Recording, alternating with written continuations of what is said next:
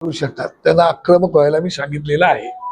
लोकांच्या सर्वसामान्यांच्या प्रश्नासाठी तुम्ही आक्रमकपणे आंदोलन करायला पाहिजेत, अशा प्रकारचा मी त्यांना संदेश दिलेला आहे. सर, लोक जो वोट देते एमआयएम पक्ष होता, आता इस्लामी पार्टी सुद्धा या शहरामध्ये काम करते.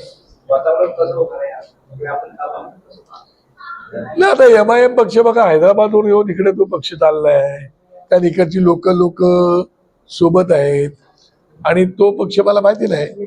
इम्तियाज जलील हा काम करणारा माणूस आहे, तो काय विषय येत नाही. काम करणारा माणूस आहे, त्यासारख्या माणसाकडे त्यांनी एकत्र नेतृत्व दिलेलं आहे.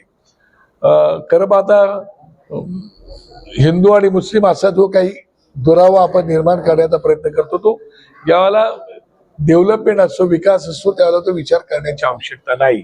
पण दुर्दैवाने मला असं सांगावं लागतं का आजही छत्रपती संभाजीनगरचं म्हणजे औरंगाबाद शहराचं छत्रपती संभाजीनगर हे नाव केल्यानंतर सुद्धा GR सुद्धा त्याचा निघाला, सेंट्रलने दिलं, तरी एमआयएमचे नगरसेवक आजही छत्रपती संभाजीनगर बोलत नाहीत, ते औरंगाबादच बोलतात. राज्याचे उपमुख्यमंत्री महोदयांचं म्हणजे सरकार, देवेंद्र फडणवीस किंवा एकनाथजी शिंदे साहेब, दोन्ही फडणवीस साहेब आणि शिंदे साहेब यांच्या इकडे महापौर उपमहापौर आता त्यांचे आहेत, त्यांच्याही लक्षात येत नाही का त्याचा विचार ते करत नाहीत, का ते विचारत नाहीत की तुम्ही छत्रपती संभाजीनगर का बोलत नाही, ते त्यांना बोलायला पाहिजे. त्यांनी बाकीचे अध्यक्ष आले होते परवाला, त्यांनी सांगितलं हमारे दिल्ली की हमारे खबर में भी औरंगाबाद जाईल.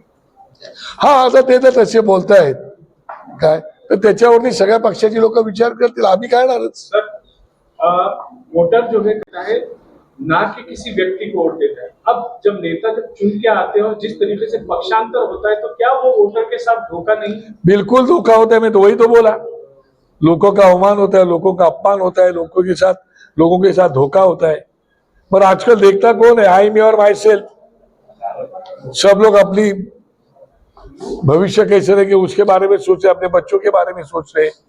उसके बाद मैं ये कहना चाहता हूं कि मैं हमारे लोगों को बताया है, अभी चितलांगे साहब इन लोगों को बताया कि एक मनसे का अच्छा कार्यालय अभी हम लोग यहाँ पे चालू करने वाले हैं. हाँ, वो चालू होने के बाद मैं खुद भी आऊंगा. सोबतच तिकडे आम्ही आपत्कालीन अडचणी ज्यावेळेला येतात, आपत्कालीन व्यवस्था, काही वेळेला अशा घटना एखाद्या घडतात, तर त्यासाठी सुद्धा आपत्कालीन काय आपल्याला मदत लोकांसाठी करता येईल, ते पण एखादं व्यवस्थापन जर काय करता आलं तिकडे ऑफिसमध्ये, ते पण करण्याचा मी प्रयत्न करतोय. एखादी वैद्यकीय इमर्जन्सी जर कोणाला मदत लागली तर ती मदत देण्यासाठी काय करता येईल का, त्याच्यावरती पण मी सूचना दिलेल्या आहेत. ते करता येईल का, तर त्याच्यावरती पण माझं थोडंसं काम चालू आहे, पण ते पण आपण करण्याच्या विचारामध्ये आहोत. थँक्यू. सांसदों को खरीद फरोख्त की जा रही है, आप कैसा भविष्य देखते हैं छोटी पार्टियों का? एक पार्टी, मुझे लगता है कोई भी पार्टी कभी भी खत्म नहीं होती है, चाहे कोई भी कितना कोशिश करे वो नहीं होती है. वो जिंदा रहते हैं, उसके विचारधारा से जुड़े हुए लोग भी जिंदा रहते हैं. जैसे कि जनता दल अभी है ही ना, वो खत्म थोड़ा हुआ है. जनता दल का आज भी कार्यालय है, मगर एक कोशिश करना ही गलत है. और कोई पार्टी होनी नहीं चाहिए. तो रीजनल पार्टी होनी जरूरी है, क्योंकि रीजनल पार्टी का एजेंडा जो होता है वो लोकल लेवल का, लोकल जो लोग हैं उनके अस्मिता का सब्जेक्ट होता है, उनकी संस्कृति का सब्जेक्ट होता है. और जो नेशनल लेवल की पार्टी है वो तो देश का हित चाहती है, लोकल पार्टी वहां का राज्य का हित चाहती है. तो मुझे लगता है उसे कुछ फर्क पड़ेगा. संजय राउत ने कहा है कि जो भी बाकी सांसद हैं अब उनके खिलाफ तोड़ो वाली चीजें होने वाली है. इसके ऊपर कहाँ तक सही लगता है? नहीं, गलत ही है ना, ये बात करना ही गलत है. पर मैंने अभी जो आपको कहा कि फूटने वाले लोग हो मिलते हैं तो फोड़ने वाले भी आएंगे ना, वो भी बात है ना. लेकिन आप भी उस पक्ष में एक समय रह चुके हैं, उस समय भी एक बार ऐसे ही हुआ था, तो वो चीजें आज भी होने के चांसेस है? नहीं हुआ था बोलेगा तो क्या हुआ था? जब बाला साहेब ठाकरे थे उस वक्त थाने में जो घटना हुई थी खोपे गए, देखो बाला साहब ठाकरे आज भी होते थे ना, तो किसी की डेयरिंग भी नहीं होती थी. बीजेपी की भी नहीं होती थी, वो भले घर पे रहते थे, पर ठीक है, अभी हो गया, बात अलग है। पर लोग देख रहे हैं ना कि क्या चल रहा है, देख रहे। साहेब, मराठवाड्यात मनसेचा खास अटॅक पुन्हा बघायला मिळणार. वेळेप्रसंगी आमची बिलकुल कमी पडते. त्याचं कारण असं की तुम्ही जर पाहिलं तर बरीचशी लोक आमच्याकडे होती, चांगला आक्रमकपणे काम करणारी लोक होती. दुर्दैवाने आत्ताच्या असणाऱ्या सरकारमधले जे घटक आहेत, या घटकांना लोकल लेवलचे पक्ष ठेवायचे नाहीत, अशा प्रकारची भूमिका घेऊन रिजनल पार्ट्या संपवायच्या आहेत. आणि म्हणून येणं प्रकारेनंच रिजनल पार्ट्यांचं खच्चीकरण कसं होईल, त्यांचे कार्यकर्ते कसे फोडले जातील, त्यांना नाही ते आमिष देऊन, मग कंत्राटे देऊन, अमुक तमुक देऊन त्या लोकांना कसं मग केसेस टाकून अमुक तमुक सगळ्या गोष्टी करून ते सगळं त्यांना विकलांग करून टाकायची जी पद्धत सुरू या राज्यामध्ये, या देशामध्ये झाले, त्याच्यामुळे कार्यकर्ते पण इकडे तिकडे प्रचंड प्रमाणामध्ये गेलेत. त्यामुळे थोडंसं आम्ही कमी पडलोय, या मताशी मी सहमत आहे. पण पुन्हा एकदा नवीन उभारी घेऊ आणि कामाला सुरुवात करू. ऑपरेशन टायगरचं तुम्ही ऐकलंय काल पण आता ते सक्सेस झालंय. आता मुंबईत उद्या मेळाव्यामध्ये शिवसेनेच्या काही खासदार आणले जात आहेत, त्यांना वायदाची सुरक्षा देखील देण्यात आली आहे. सरकार देखील मदत करत असं वाटतं का या सगळ्या? मला असं वाटतं की काल मी तुम्हाला बोललो, आजही पुन्हा तेच सांगतोय की हा खरं पाहतं महाराष्ट्राने आतापर्यंत देशाला दिशा दिलेली आहे. या महाराष्ट्राने तुम्ही जर पाहिलं तर स्वातंत्र्यपूर्व काळात आणि स्वातंत्र्याच्या काळामध्ये, त्या काळात सुद्धा उत्तम प्रकारची लोक महाराष्ट्राने दिलेली आहेत. प्रत्येक गोष्टीमध्ये महाराष्ट्र अग्रेसर राहिलेला आहे. आणि त्या महाराष्ट्राचं हे जे काही चाललेलं आहे ते पाहता ह्याला फोड त्याला फोड हे भविष्यासाठी अत्यंत घातक आहे. आज तुमची चलती आहे, उद्या आणखी कोणातरी चलती असेल. 1967 साली मी सांगितलं तुम्हाला, हरियाणामध्ये अशीच आयाराम गयाराम एका आमदाराने 9 तासात 3 वेळा पक्ष बदलला होता. तिथून जी काही सुरुवात झाली, नंतर कायदा पण आणला होता, पक्षांतर बंदी कायदा, पण तो बंदी कायदा आणून सुद्धा त्याला पळवाटा काढून लोक जात आहेत. हे दुर्दैवाने मला या ठिकाणी बोलावं लागतं. आणि त्याच्यामुळे रिजनल पार्ट्या काही संपू शकत नाही, कुठलाही पक्ष हा कधीच संपत नाही. पण पक्ष जे फोडले जात आहेत, हे पक्ष फोडणारी लोक जरी पक्ष फोडण्याचा प्रयत्न करत असले तरी फुटून जाणारे लोक तयार आहेत आणि म्हणून पक्ष फोडणारे येत आहेत. हा त्याचा भाग महत्वाचा आहे. आणि त्याच्यामुळे सगळं अडचण ती झालेली आहे. पण हे भविष्यासाठी काही चांगलं लक्ष दिसत नाही. आता उद्या परवा कोणाचा प्रवेश होईल मला माहिती नाही, पण ठीक आहे, त्याच्यावरती जी कायदेशीर बाजू आहे ती पक्ष जो आहे, ज्या पक्षातून ते फुटलेत ते त्या बाबतीमध्ये बघतील. पण माझ्या दृष्टीने जे चाललंय ते काही योग्य नाही आणि माझ्या मनाला न पटण्यासारखं आहे. त्याचं कारण असं की पक्ष तुम्हाला लहानाचा मोठा करतो, तुम्हाला उमेदवारी देतो, चिन्ह देतो, विचारधारा देतो, त्या विचारधारेला लोक मतदान करतात, लोकांनी मतदान करतात. ते त्या सगळ्या गोष्टीला मतदान केल्यानंतर तुम्ही लोकांचा सुद्धा अपमान करता, अवमान करता, त्यांच्या मतांचा अवमान करता आणि पक्ष बदलून जाता. हे आपल्या सत्सद विवेक बुद्धीला आपल्याला विचारायला पाहिजेत की आपण करतो ते कितपत योग्य की अयोग्य आहे. पण आता घडतं तर आहे आणि उद्या त्याच्या कदाचित घडेल. तरी पण मला वाटते की भविष्यामध्ये कुठलाही पक्ष कधीच संपत नसतो, तो पुन्हा उभारी घेत असतो. खासदार फुटला तर त्याला राष्ट्रपती असं बाळासाहेब म्हणायचे. संजय राऊतांनी आज या वक्तव्याची आठवण करून दिली आणि राणा होणार त्या ठिकाणी. मला असं वाटतं जर तशा प्रकारचा आदेश त्यांना असेल तर मी त्या पक्षातून आलेलो आहे. माझ्या मतदारसंघात छगन भुजबळ साहेब फुटले होते, त्याच्या विरुद्ध नंतर बाळासाहेबांनी मला तिकीट दिली, तुम्ही लोकांनी मला निवडून दिलं. पण तेव्हा छगन भुजबळ 1.5-2 महिने लपून होते, हेही तेवढंच खरं आहे. एवढी त्यावेळेला धाक होता, भीती होती. दरारा होता काय. मग आज सेनेचा आता नाही, कार्यकर्ते आहेत ना, त्यांच्याकडे कार्यकर्ते आहेत. आता बरेच आमच्यासारखे कार्यकर्ते तिथून बाहेर पडले. आम्ही काल पण लढाव होतो, आज पण लढाव होतो, उद्या पण लढाव राहणार आहोत काय. आणि अजूनही त्यांच्याकडे आता तरुण फळी खूप मोठी आलेली आहे आणि ती तरुण फळी निश्चितपणे पुढे जाईल. आता त्यांच्या पक्षाचा तो विषय मला माहिती नाही, ते काय करणार काय नाही करणार. पण मला आठवते की ठाण्यामध्ये श्रीधर खोपकरांचं त्यावेळेला झालं होतं, त्याच्यानंतर कोणी धाडस केलं नव्हतं. त्यानंतर भुजबळांनी केलं होतं, त्याच्यानंतर भुजबळांसोबत गेलेली लोक हाताच्या बोटावर शिल्लक राहण्यासारखी पण राहिली नाही, सगळे पडले होते. राणे साहेबांसोबत गेलेली लोक ती जर पाहिलीत तर एक दोन कालिदास कोलंबकर सारखी वगैरे लोक राहिली, ती नाही राहिली. आता एकनाथ शिंदे साहेबांसोबत गेलेली लोक भविष्यात लोक ठरवतील काय ते. पण आता लोकांच्याच मनामध्ये आहे, विषयाला इलेक्शनला आम्ही मतदान करतो ते खोटं चाललंय. त्यामुळे लोकांच्या मनात ईव्हीएम ची शासनता आहे, शंका आहे. आणि त्याच्यासोबत गांधी बाप्पा पण आहेत. गांधीजींचा पण प्रचंड मारा चाललेला आहे, राष्ट्रपितांचा पैशाचा वारेमाप चालले असे लोक म्हणतायत. आणि आता इथे आरोप प्रत्यारोप होत आहेत. त्याच्यामुळे भविष्यात काय होईल मला माहिती नाही. असं वाटतंय पुढच्या वेळेस शिंदेचा पक्ष राहणार नाही. आता मी काय ज्योतिषी नाही सांगायला, तर मला आठवतंय 13-14च्या दरम्यान मी या संभाजीनगरला, छत्रपती संभाजीनगरला, अख्खा मराठवाडाच माझ्याकडे त्यावेळेला होता. आणि त्यावेळेला इकडे सगळीकडे माझ्या मिटिंग झाल्या होत्या, मेळावे झाले होते. आणि त्याच्यानंतर मग मी आणखी महाराष्ट्रात कुठे कुठे जात होतो. नंतर मध्यंतरी संदीप भुमरे साहेबांच्या प्रचाराला मी आलो होतो. त्याला मी 3-4 दिवसाचा दौरा केला होता. आणि त्यानंतर आता साहेबांनी परत मला सांगितलं की जरा 9 मतदारसंघ हे पहा.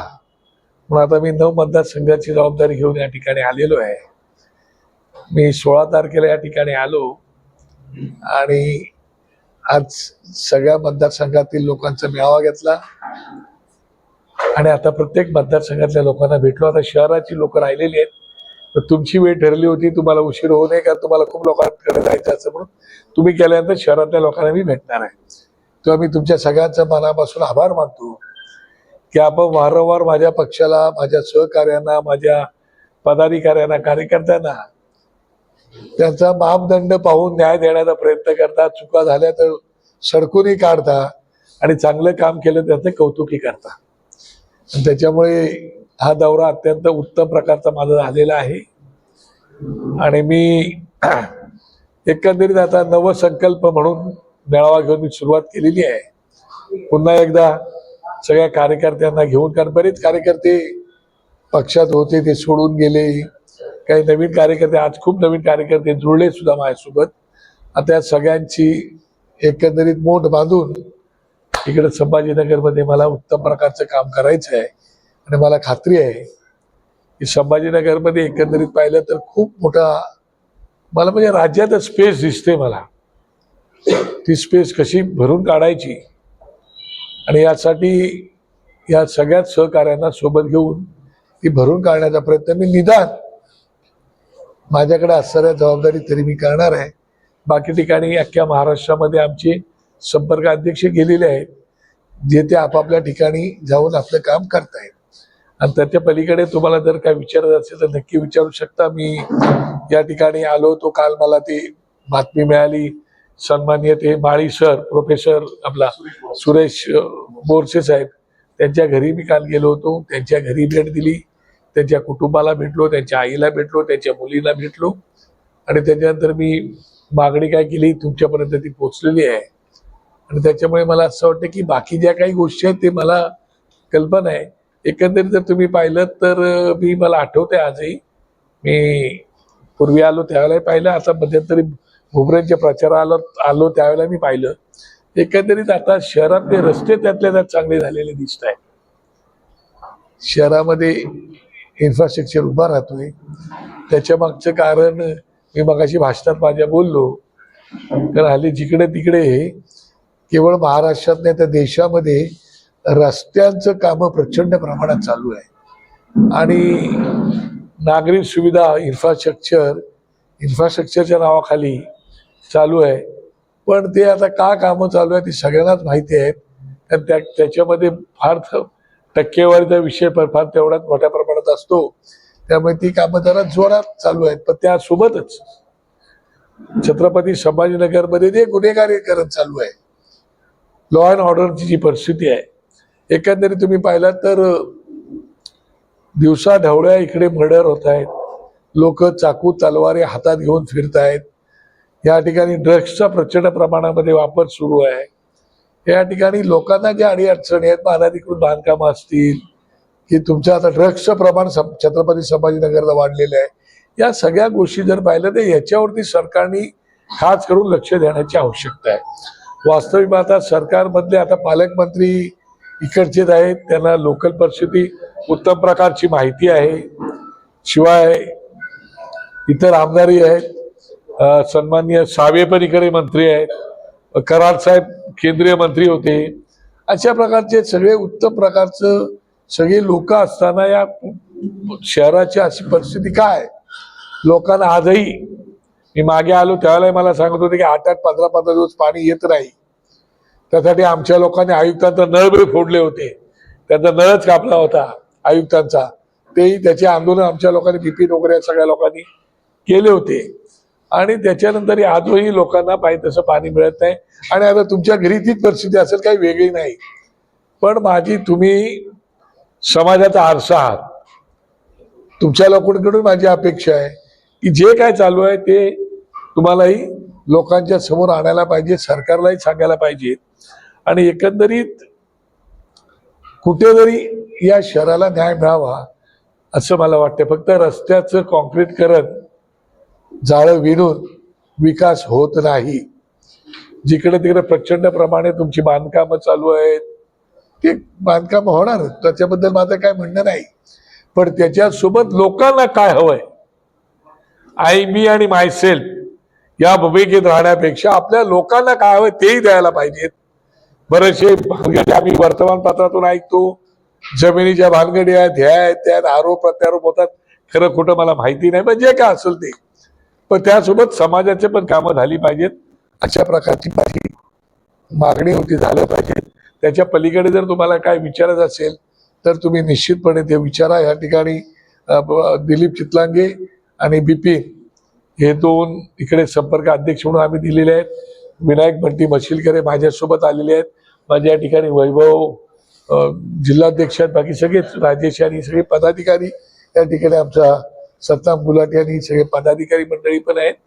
काय तुम्हाला जर काय प्रश्न विचारायचे असतील तर तुम्ही ते विचारू शकता. मांडलं माझ्या डोळ्यासमोर या सगळ्या गोष्टी घडलेल्या आहेत. मी जेवढे वर्ष राजकारण काढले त्यात मी पाहिलेलं आहे. मी कधीच कोणत्या पक्षाविषयी वाईट बोलत नाही किंवा व्यक्तीविषयी वाईट बोलत नाही. पण जे झालेलं आहे ते मी सांगितलं. मुंबईतला एक व्हिडिओ व्हायरल होतोय. मुंबईचा एक व्हिडिओ आहे, रेल्वे बसचा एक कर्मचारी आहे, तो असं सांगतो की मी मराठी बोलणार नाही. आणि त्याला विचारलं जातं की मराठी काय येतं, तो कदापि बोलणार नाही. Video viral. मला असं वाटतं हा विषय आहे. त्या विषयावरती आमची लोक तिकडच्या लेवलवरती बघतील. मला वाटतं की ज्या राज्यात आपण राहतो त्या राज्याचा सन्मान केला पाहिजे, त्या राज्याच्या भाषेचा सन्मान केला पाहिजे, तिथल्या संस्काराचा सन्मान केला पाहिजे. मला आजही आठवतंय ज्याला राज ठाकरेंना बेळगाव कारवार ह्या विषयावरती प्रश्न विचारला होता, त्यावेळेला राजसाहेबांनी तिथल्या आमच्या मराठी माणसाला सांगितलं होतं की तुम्ही बेळगाव कारवारमध्ये राहता तर तिथली भाषा तुम्ही शिकली पाहिजे. त्या संस्कृतीची पण आपण तुम्हाला एकरूप व्हायला लागेल. मात्र आपल्या भाषेचा अवमान होणार आहे ते आम्ही तिकडच्या मुख्यमंत्र्यांशी पण बोलू की मराठीचा तुम्ही सन्मान राखा, पण तुम्ही ज्या राज्यात राहता त्या राज्याचा सन्मान, त्या भाषेचा सन्मान तुम्हाला राखायला पाहिजे असं मला वाटतं. आणि ह्या विषयावरती कोणी काय बोलायचं काय नाही बोलायचं, पण आपण ज्या राज्यात राहतो, ज्या राज्याचं मीठ खातो, ज्या जमिनीत उठतो बसतो, जिथे पैसे कमवतो, तिचा सन्मान आपला राखायला पाहिजे अशी माझी स्पष्ट भूमिका आहे. मला कल्पना नाही, मी आता इकडे दौऱ्याला असल्यामुळे मला कल्पना नाही. पण हल्ली ते बंधू एकमेकांना भेटत असतात, बोलत असतात. त्यांचे आदित्यजी आणि अमितजी ठाकरे हे पण एकमेकांना भेटत असतात, बोलत असतात. मेळावा आहे राजसाहेबांचा, तिथे काही पक्ष होऊ शकतो राजसाहेब कोणाचा मेळावा आहे? तो आमचा मेळावा तर उद्या करायची साहेब बोलतील सुद्धा. मी पण त्या मेळाव्याला उद्याला मेळावा मला वाटतं 20 तारखेला मी 20 तारखेला त्या मेळाव्या आहे. त्याच्या मला आत्ताच मेसेज आलाय. त्याच्यामुळे कदाचित त्याच्यामध्ये ते भाष्य करू शकतात. स्थानिक पातळीवर असं आहे की मेळावे होतात, बैठका होतात, सगळं होतं, पण ज्यावेळेस इलेक्शन येतं त्यावेळेस संभाजीनगरमध्ये निवडणूक लढायची असा एक निर्णय वरून येतो. सगळे तुमचे नाही नाही खरं, ही गोष्ट तुमच्या या मताशी पूर्णपणे मी सहमत आहे. खरं पाहता काय वेळेला पक्ष पातळीवरती विचार केला जातो आणि इकडची लोकल परिस्थिती काय आहे त्या लोकल परिस्थितीला अनुसरून काय निर्णय घ्यायचा अशा प्रकारची वरती चर्चा होते. नंतर तो निर्णय घ्यावा लागतो. त्यामुळे काही कार्यकर्ते नाराज होतात, काही कार्यकर्ते मग पक्ष सोडून जातात, मग दुसऱ्या कुठल्या तरी पक्षामध्ये प्रवेश घेतात. या घटना घडलेल्या आहेत. आता मी इकडे आल्या, आता मी सांगितलं आता ग्रामपंचायतीच्या निवडणुका आहेत. मी आतापासून आमच्या लोकांना झाले ग्रामपंचायतीच्या निवडणुका तयारी करा, आपल्याला निवडणुका लढवायच्या आहेत. या शहरात अनेक राजकीय स्थिती तर या शहराने अनेक पाहिली आहे. एकेकाळ काँग्रेसचा हा हे शहर होतं, त्यानंतर शिवसेनेचं होतं, आता सध्या बीजेपीचं आहे. मनसेचं कधी होईल? होईल ना, का नाही होणार? आता तुम्ही सांगितलं स्थित्यंतर पाहिली, मराठवाड्यामध्ये एवढी स्थित्यंतर झालेली आहेत. मुक्ती संग्राम लढा देणारे तुम्ही लोक आहात, काय निजामाविरुद्ध पेटून उठणारे तुम्ही लोक आहात. तुमच्यावर अन्याय झाला तर तुम्ही सहन न करणारी लोक आहात. याच मराठवाड्यामध्ये नामांतराचा लढा तुम्ही पाहिलेला आहात. त्याच्यामुळे तुम्ही स्थित्यंतरी होतात, होत राहतील. त्याच्यामुळे माझ्याकडे तर तरुण फळी आहे. आता पिकलं पानं हळूहळू गळून जाणार आहेत आणि तरुण पिढीत पुढे येणार आहे. आता संदीपन भुमरेंनी स्वतःच्या मुलाला पुढे आणला, संजय शिरसाटांनी स्वतःच्या मुलाला पुढे आणला, सन्मान्य मोरेश्वर साहेबांसोबत मी काम केलं होतं, आता त्यांचा मुलगा पुढे आलाय. आता कराड साहेब करायची त्यांच्या मुलीला पुढे आणतील, मला माहिती नाही. पण ही स्थित्यंतर होत असतात ना. आणि माझ्याकडे तर सगळी तरुण बघा ना, माझ्या बाजूला बसलेला मी सोडला तर बाकी सगळे तरुणच आहेत ना. दिलीप चितलांगे पण तरुणच आहेत. ही सगळी तरुण फळी मी आता घेऊन राजसाहेबांची चाललेली आहे पुढे. माझ्या पक्षाचा नेता तरुण आहे, त्याचे विचार तरुण आहेत. महालाडमध्ये छत्रपती शिवाजी महाराजांची जेरूटची प्रतिकृती सोडण्यात हो, तो विषय मी बघितला, पण तो लगेच त्या समाजाच्या माणसाने तो काढून टाकला. त्या गुरुजी कोण होते मोणी, त्यांनी काढून टाकला. तुमच्याच माणसाने त्याच्यावर आक्षेप घेतला होता. यापूर्वी सुद्धा जैन समाजाने पांढऱ्या पट्ट्या मारल्या होत्या, तिथं जैन समाज गदागिरी वाढते का? मला असं वाटतं बघा कसं आहे की याच्यापूर्वी अशा काही गोष्टी नव्हत्या. पूर्वी आपण सलोख्याने सगळे राहत होतो. त्यांच्या भावना अशा आहेत की आमचे जे गुरुजी आहेत ते त्या पट्टीवरून चालतात, असं त्यांच्या भावना आहेत. आणि तो विषय हा पक्षपातीचा विषय आहे. त्याच्यावरती परवा भाषणामध्ये साहेब त्याच्यावरती बोलतील, आपली भूमिका 100% येणार. त्यामुळे आज मी भाष्य त्याच्यावरती करणं उचित नाही असं मला वाटते. जर साहेब त्या विषयावरती बोलणार असतील तर मी बोलणं काही उचित नाही. सर, पण कार्यकर्त्यांमध्ये खास करून छत्रपती संभाजीनगरमध्ये अशी भावना आहे, मेहनत एक करताना निवडणुकीच्या टायमाला किंवा पद द्यायच्या टायमाला वरिष्ठ दुसऱ्यांनाच आणून डोक्यावर कोणाला बसवलं मला सांगा तुम्ही? अशी एक कार्यकर्त्यांची भावना आहे. कोणाला बसवलं ते उदाहरण तर द्या मला. की मुंबईहून एखादा माणूस आम्ही पाठवला, की दुसऱ्या पक्षातून आणला त्याला पाठवला. एक दशरथ आला होता, लढाऊ माणूस होता, त्याला आम्ही आणलं होतं. नंतर त्यांचा प्रवास वेगळा त्यांनी घेतला, गेले. दुसरा कोण माणूस आणून आम्ही यांच्या डोक्यावर बसवलं तुम्हाला दाखवा. मी तर आता कित्येक वर्ष संभाजीनगरला येतो, छत्रपती संभाजीनगरला, मला तर दिसत नाही तसं. कार्यकर्त्यांच्या भावना असू शकतात. मी म्हणतो तुम्ही मला चांगली माणसं द्या, आता पण तेच सांगितलं, तुम्हाला संधी देतो मी. संधी दिल्याशिवाय त्यांना पुढे येता येणार नाही. शिवसेना मनसेची युती आहे. संजय राऊत सकाळी म्हणाले की जे आमदार असतील त्यांना असतील त्यांच्या मतदारसंघात मनसेही काही खळखळाट त्यांना पाठिंबा देणार नाही. बघा, दोन बंधूंमधली युती, दोन पक्षाची युती आहे, त्या विषयावरती दोन्ही भाऊ एकत्रितपणे बसून निश्चितपणे काय करायचं ते ठरवतील. आणि काल तुम्हाला मी बोलल्याप्रमाणे बोरसे साहेबांच्या घरी गेलो होतो मी. तिथली वास्तव पाहिल्यानंतर मला ठाम म्हणणं आहे की त्या ठिकाणी त्याची निर्घृण हत्या झालेली आहे, खून करण्यात आलेला आहे. दुर्दैवाने मला बोलावं लागतंय की त्या ठिकाणी पोलीस दल त्याच्यात सहभागी आहे. वाळू माफियांच्या नादाने पोलीस दल त्याच्यात सहभागी जर होत असेल आणि तशा प्रकारचा तिथं 302चा गुन्हा नोंद होऊन सुद्धा जर तो 302चा गुन्हा न होता दुसरी कलम टाकून जर तो गुन्हा नोंदवण्यात येत असेल आणि न्यायाधीश कस्टडी जर त्यांना देत असतील तर याच्यात नक्कीच काळं बेरं काहीतरी आहे. आणि म्हणून मी कालच मागणी केली. त्यांच्या कुटुंबाने मला दिलेल्या माहितीनुसार ते स्वतः प्रूफ आहेत, त्यांच्या मुली प्रूफ आहेत, त्यांची बायको प्रूफ आहे, एक लहान मुलगा त्याचा पुतळा तो प्रूफ आहे. हे असताना सुद्धा तो 302चा गुन्हा दाखल केला जात नाही. दुर्दैवाने मला बोलावं लागतं. राज्याचे मुख्यमंत्री गृहमंत्री आहेत. आजही आमचा गृहमंत्री म्हणून त्यांच्यावर विश्वास आहे.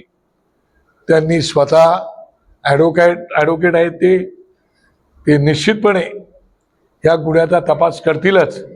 पण आमच्या लोकांचं असं म्हणणं आहे की आता आम्हाला लोकल पोलिसांच्या चौकशीवरती विश्वास राहिलेला नाही आणि म्हणून ही चौकशी जी आहे ती ताबडतोब CID कडे वर्ग करावी आणि CID ने या गुन्ह्याचा तपास करावा. आणि दूध का दूध पाणी का पाणी व्हावं.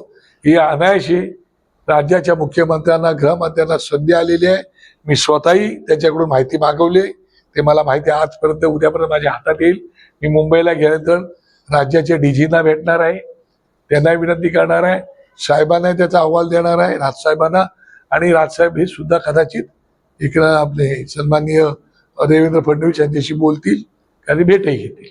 मागील काही दिवसांपासून दोन्ही भाऊ एकत्र आले, बरेच चर्चा झाली.